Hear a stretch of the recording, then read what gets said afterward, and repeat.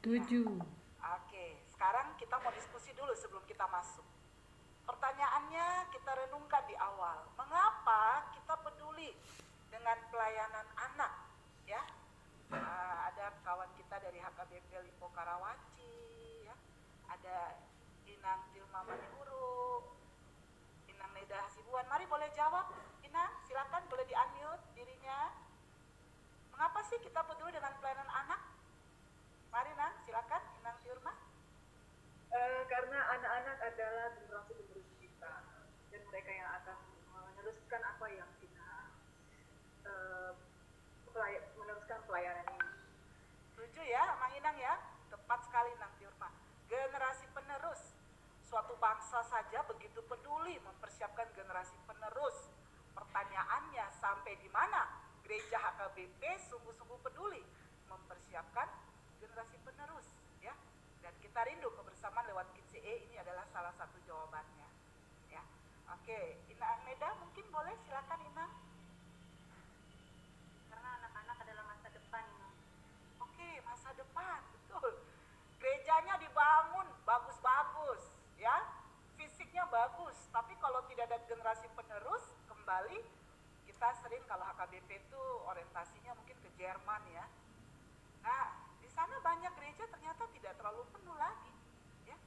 Dan kalau di negara lain mungkin banyak gereja sudah tutup, dijual, ya. Bahkan kalau kita baca di artikel itu banyak juga jadi masjid. Ya, di sini kita bersyukur kalau sekarang HKBP dengan HKBP is HKBP, ya, kita berharap dengan moto yang HKBP jadi berkat bagi dunia, itu generasi penerus kita mulai sekarang jadi berkat, ya. Satu lagi mungkin dari Inang yang lain, ada Inang Sintua, Sana, Iva, Boru Purba. Mari Nang. Ya, terima kasih Nang. Anak-anak itu perlu kita bekali agar mereka benar-benar paham, kuat, jadi bisa menjadi saksi. Anak-anak itu benar-benar diperkuat sehingga tidak salah jalan. Betul Inang, terima kasih Nang Sintua. Ya, ada banyak orang ternyata ketika dia menjadi jemaat Kristen yang dewasa, tadi sudah disinggung sama Amang Panjaitan, ya, bicara hal yang paling sederhana tentang keselamatan, dasar imannya, walaupun selalu bilang setiap minggu Auporsia, tapi ternyata banyak yang tidak memahami. Nah, kita bersyukur sebenarnya kuncinya adalah mulai dari pelayanan anak, dasarnya dulu ya, Amang Inang ya. Nah, hal yang sangat indah, terima kasih untuk jawaban-jawaban yang sangat baik sekali.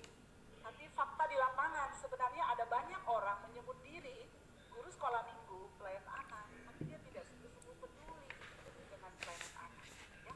Sekedar saja isi waktu, sekedar saja karena ditugaskan, ya, bukan dari hati yang betul-betul mengasihi, apalagi hati yang betul-betul mengerti anak itu mau dibawa kemana arah pelayanannya. Nah, kita rindu kebersamaan kita selama 5 kali pertemuan ke depan boleh mendorong kita yang sudah peduli, lebih peduli lagi, bahkan kita mengerti arah tujuan kita dalam pelayanan anak. Baik, kita akan sama-sama melihat, ya, dalam pelayanan di gereja ternyata sejak kapan sih gereja sendiri betul-betul peduli dengan pelayanan anak, ya. Faktanya yang ada sebenarnya gereja baru sungguh-sungguh peduli dengan pelayanan anak itu kita tahu waktu kehadiran seorang bapak gereja, ya, bapak sekolah minggu, ya, yaitu Robert Rikes, itu sekitar tahun 1700-an. Gereja lebih fokus memperhatikan pelayanan orang dewasa. Gereja tidak sungguh-sungguh memperhatikan pelayanan anak sekolah minggu dengan sangat baik. Tapi kita sama-sama, kita rindu lagi ditemukan, ya, dengan firman Tuhan. Saya kutip beberapa ayat firman Tuhan yang akan menolong kita untuk memahami bahwa sebenarnya anak-anak itu sangat perlu untuk kita layani dengan baik, ya. Kita lihat sama-sama ada beberapa alasan Alkitabiah. Mari Amang Inang jika ingin mencatat, di catatannya juga boleh, ya. Karena waktu kita tidak bisa buka Alkitab, membaca secara keseluruhan, saya hanya menyebutkan poin-poin saja. Boleh ya? Alasan pertama kita harus peduli, sungguh-sungguh care dengan pelayanan anak adalah apa? Karena anak berharga di mata siapa? Yesus. Di mata Yesus. Bagi orang Batak, anak itu sangat berharga, betul ya? Tapi bagi Yesus lebih lagi. Ketika dia sangat sibuk melayani orang dewasa, ketika anak-anak datang, murid-muridnya ibunya aja marah, melarang. Dan Yesus bilang apa? Biarkan anak-anak itu datang kepadaku. Yesus selalu menjadikan anak-anak contoh. Mau masuk surga harus punya iman seperti anak. Mau jadi besar harus seperti anak. Bahkan ketika buat mujizat pun Yesus menghargai pemberian anak 5 roti dan 2 ikan. Ada banyak hal lain lagi yang menunjukkan bahwa Yesus sangat peduli. Sehingga Yesus sangat marah jika tadi sudah disebut kita sampai menyesatkan anak-anak yang polos itu. Jadi anak berharga di mata Yesus. Nah, kiranya anak juga berharga di mata kita. Mereka jiwa yang perlu diselamatkan. Saya sangat senang ayat ini. Yesus berkata, biarkan anak-anak itu datang. Datang kemana, Amang Ina? Datang kepadaku. Wah, saya dulu baca ayat ini biasa aja, baru saya sadar, oh datang kepadaku. Artinya apa? Sejak kecil, anak bukan sekedar ikut-ikut iman orang tua. Oh, karena waktu kecil sudah dibaptis, ya udahlah, mau tidak mau, ya harus dibawa ke gereja, harus dibawa ke sekolah minggu, hanya sampai kepada ibadah. Tapi pertanyaannya, apakah anak sejak kecil seperti kemauan Yesus? Biarkan anak-anak itu datang kepada sudah punya iman, hubungan secara pribadi dengan Yesus. Kalau bahasa sederhana kita bilang sudah percaya Yesus sungguh-sungguh di hatinya. Karena Yesus bilang biarkan anak-anak itu datang kepada. Kiranya ini menjadi dasar yang kuat untuk kita sungguh-sungguh peduli dengan pelayanan anak. Yang berikut tadi sudah disinggung. Anak memang membutuhkan keselamatan sejak kapan, Amalina? Sejak kecil. Amin? Setuju ya? Sayang sekali banyak orang berpikir, nanti aja lah. Anak-anak mana bisa mengerti. Tunggu besar dulu lah. Kalau diajarkan itu konsep-konsep keselamatan. Oh, keliru. Kita lihat anak-anak sekarang belajar bahasa Inggris, belajar matematiknya susah kan ya. Inang yang selama ini mendampingi anaknya belajar online pasti tahu kan pelajarannya sulit-sulit. Tapi anak-anak kita bisa. Apalagi untuk memahami keselamatan, bisa tidak? Bisa. Karena ada karya Roh Kudus yang akan bekerja di hati anak-anak, ya. Seperti Timotius bukan, sejak kecil dia mewarisi iman yang sejati dalam 2 Timotius 3. Dari opung borunya, dari mamanya, luar biasa, ya. Hari ini amat sangat disayangkan jika ada banyak pahopu, ada banyak anak tidak mewarisi iman yang sejati dari generasi sebelumnya, hanya mewarisi harta. Sangat disayangkan, ya. Dan 1 Korintus 3 ayat 10 sampai 11 bilang apa? Kata Paulus, aku seperti seorang ahli bangunan yang cakap. Kalau mau bangun bangunan yang bagus, aku tidak sembarang membangun, dikatakan.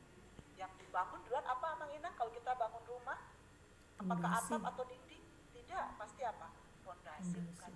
Makin tinggi bangunan yang mau dibangun, makin dalam pondasinya.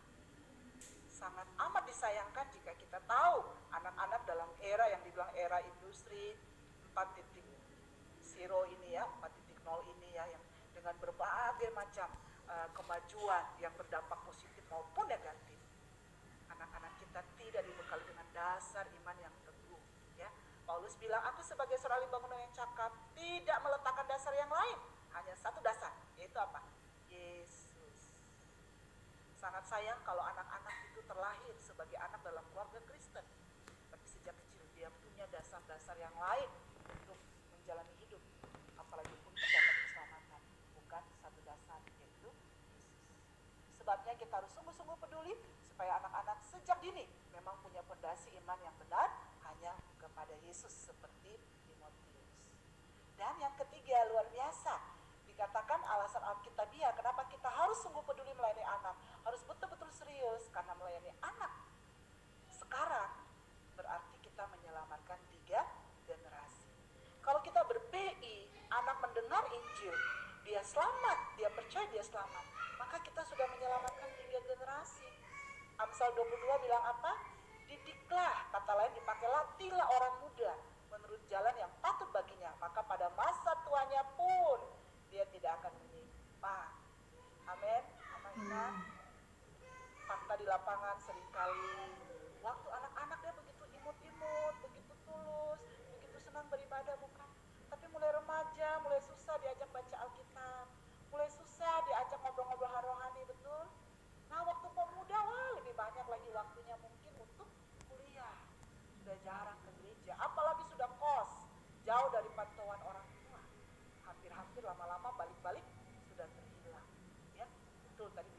tentang Tarutung. Saya sudah pergi ya, selalu pergi ke sana ke Via Raja ya, dan memang sangat memprihatinkan ya, kehadiran saudara-saudara kita begitu banyak, tapi generasi kita tidak dipersiapkan dengan baik ya. Kami sering melakukan praktek PI ya di Bonapasifik kita, dan fakta memang sangat menyedihkan ya. Nah disinilah kita perlu, Amang Inang, mari kita sungguh-sungguh peduli dengan pelayanan anak, karena menyelamatkan anak sejak kecil itu menyelamatkan 3 generasi. Maka generasi anaknya diselamatkan untuk Yesus, generasi remaja dipersembahkan untuk Tuhan, bahkan juga menjadi generasi dewasa. Tadi sudah disinggung oleh Amang Ketua Dewan Marturia ya, apa itu dibalik seorang pria yang sukses ada istri ya, dibalik seorang anak sekolah minggu yang baik, takut Tuhan ada peran guru ya. Nah, tapi sebenarnya saya juga mau tambahkan bahwa dibalik gereja yang sehat ya, itu sebenarnya dimulai dari mana? Dari pelayanan anaknya. Kalau pelayanan anaknya sehat, seperti sudah disinggung tadi, akan melahirkan remaja yang sehat